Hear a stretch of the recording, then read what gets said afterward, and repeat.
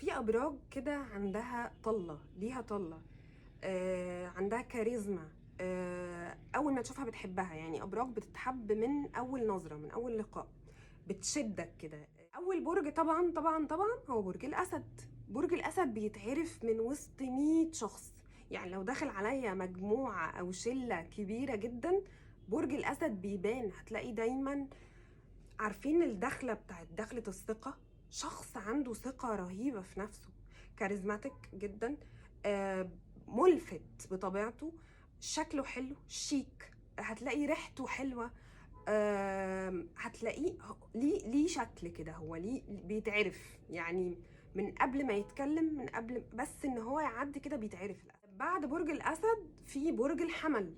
برج الحمل برضو من الابراج اللي بتهتم جدا بشكلها، بتهتم جدا بالفيرست امبريشن، الانطباع اللي هيسيبه اول مره عند الناس. بيبقى عارف بيقول ايه، طريقته. واثق في نفسه جدا، شخص واثق في نفسه جدا، عارف ان هو لما هيدخل مكان كل الناس هتبص له. شخصيته ملفتة جدا جدا جدا، لما يجي يتكلم مع حد ليه طريقة مختلفة بتخلي أي حد يحبه. بعد الأسد والحمل برج العقرب. برج العقرب من الأبراج اللي بالرغم من إنها أبراج غامضة جدا، وبتبقى في الأول مادية، وش محدش فاهمه، بوكر فيس، وش مبهم. هو بيقعد بتحس إن هو إيه، هو مش مدي رياكشن، هو قاعد عامل كده. هو قاعد، هو مناخيره اولا في السماء، هو قاعد بيذاكر كل الناس و... وقاعد قعدة ثقة كده، وما بيتكلمش كتير، من الناس اللي هي تحسها في الأول تقيلة كده ورزينة، كلامه قليل. بيسمع أكتر بكتير قوي ما بيتكلم، بيقعد يسمع عشان يفهم الناس اللي حواليه، بيقعد يجمع معلومات. بس طول ما هو قاعد، ومن كتر ما هو تحس ان هو اللي هو ايه، مش هتتكلم بقى ولا ايه، عنده شخصية كده تخليه يجذب كل الناس اللي حواليه. تلاقي كل الناس عايزة تقرب منه، عايزة تفهمه، عايزة تتكلم معاه، عايزة تعرفه انت مين. ايه تاني من الابراج برضو اللي عندها كاريزما رهيبة وحضورها حضور قوي؟ برج الجوزاء. برج الجوزاء على عكس بقى الابراج اللي انا قلتها قبل كده انها تقيله ورزينه وكلامها قليل وكده، برج الجوزاء من اكتر الابراج اللي من اول ما تشوفها ليها انرجي، يعني ليها انرجي بتبقى موجوده حواليها. من الابراج اللي عندها التواصل بينها وبين الناس حلو قوي. تحس ان هو شخصيه فاهمه في كل حاجه، عارفه تتعامل مع كل الشخصيات المختلفه. بتفتح مواضيع توكاتيف جدا، وبتحب الكونكشنز بين الناس، فهتلاقيه بيتكلم مع كل الناس، بيتعرف على كل الناس، بيسمع من كل الناس، بيناقش كل الناس. قعدته مبهجة كده وحلوة ظريفة، تخلي كل اللي حواليه يحبه. اللي زيه برضو برج القوس. برج القوس برج فرفوش جدا، يعني من الابراج اللي بتحب الضحك والهزار، وبتحب القعده يبقى فيها ناس كتير ولمه وكلها ضحك وهزار وتهييس وكده. فبيعمل مود في اي مكان يدخله، بيعمل روح، بيعمل جو لطيف، جو حلو، بيخلي القعده ظريفه. بيخلي كل الناس اللي حواليه تحب قعدته، كل الناس تبقى عايزه تبقى موجوده معاه، لان هو بيهزر كتير. لو في مشكله بيلاقي لها حلول بطريقه سهله سلسه كده، يعني بسيطه. ايه تاني من الابراج اللي ليها كاريزما؟ برج الميزان.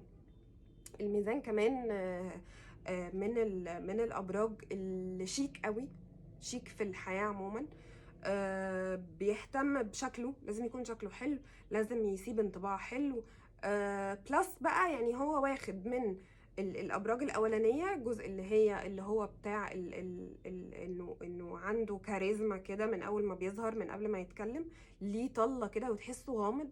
بس لما تقعد معاه واخد بقى الحته التانيه بتاعت انه اجتماعي وفرفوش ولذيذ، فواخد الوسط من الاتنين.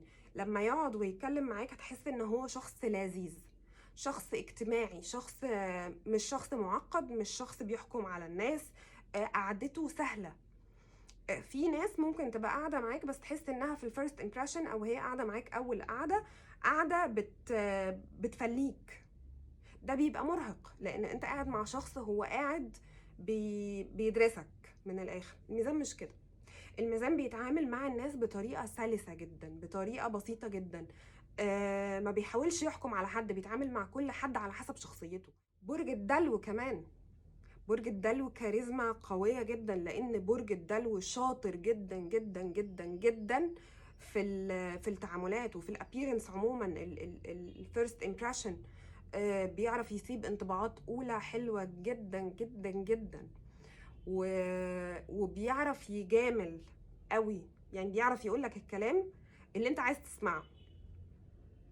انت النهارده نازل حاسس ان شكلك حلو وموضب نفسك وبتاع ونازل وحابب ان حد يقول لك انت شكلك حلو قوي النهارده، هتلاقي الدلو هو اللي بيقول. عامل دايت وبقالك فتره تعبان وبتاع وخسيت وعايز حد يحسسك ان انت مجهودك ده باين. اول ما هيشوفك هيقول لك على فكره انت خسيت، شكلك حلو قوي، برافو. هو بيعرف يسمع الناس الحاجه اللي هم عايزين يسمعوها، شاطر جدا جدا في ده. من الابراج اللي بتتحب جدا جدا جدا من اول نظره. من الابراج الكاريزما، كاريزمته رهيبه. تحس ان هو فاهمك، ان انت مش محتاج تشرح نفسك ولا تحكي كتير ولا الكلام معاه سهل، الكلام معاه حلو، الكلام معاه مريح.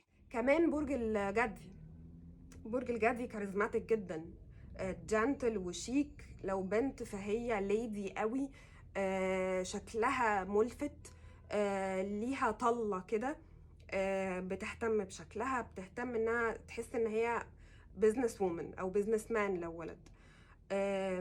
تحسه شخص بريزنتبل قوي كده، يعني شخص مهم. عارفين لما يدخل تحس ان في شخص مهم دخل، في حد مهم دخل. ده برج الجدي. برج الجدي من الاشخاص الكاريزماتيك قوي. برج الثور كمان من الابراج اللي عندها كاريزما. ابراج تبان انها صامته وقامته كده في الاول، بس كاريزمته بتفرض نفسها على الناس.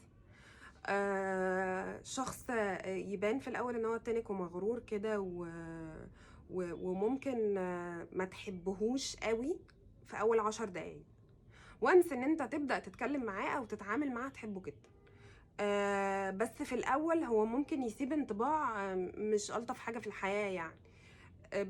لما تتكلم معاه تلاقيه قلبه طيب جدا، وشخص يتحب قوي، وشخص حنين جدا وعطوف جدا وبتاع.